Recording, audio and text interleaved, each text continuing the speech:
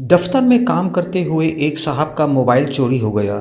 دن بھر کی مصروفیت کے بعد تھکے ہارے صاحب بہادر نے جوں ہی گھر کی دہلیز پر قدم رکھا تو اگلا منظر دیکھ کر چوکنا بنا نہ رہ سکے۔ گھر میں ساس اور سسر اپنی بیٹی کا سامان پیک کیے ان کے منتظر تھے۔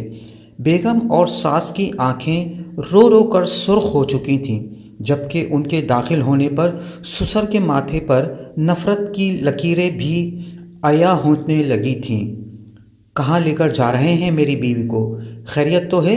انہوں نے کچھ نہ سمجھنے والے انداز میں دریافت کیا تو سسر آگے بڑھ کر ان کی بیوی کا موبائل ان کے سامنے کر دیا۔ میں تمہیں 3 طلاق دیتا ہوں۔ بیوی کو ان کے نمبر سے میسج آیا تھا۔ میسج دیکھ کر صاحب نے ایک ٹھنڈی آہ بھری اور بتایا کہ ان کا موبائل تو صبح سے چوری ہو گیا تھا۔ انہوں نے اپنی جیبیں الٹ کر سب کو یقین دلایا تو ان کی بیگم اپنی ماں سے لپٹ کر رونے لگیں اور سسر صاحب نے اپنی ٹانگیں بیٹھے بیٹھے دراز کر لیں۔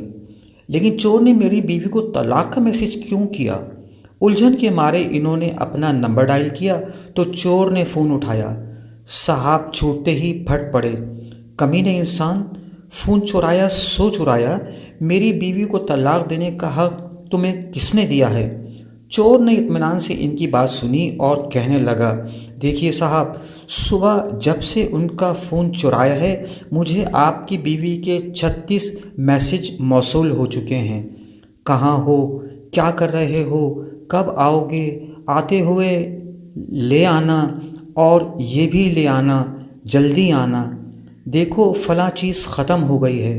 میں پاگل ہو گیا تھا، تب میں نے طلاق بھیج دی اور میری جان چھوٹی۔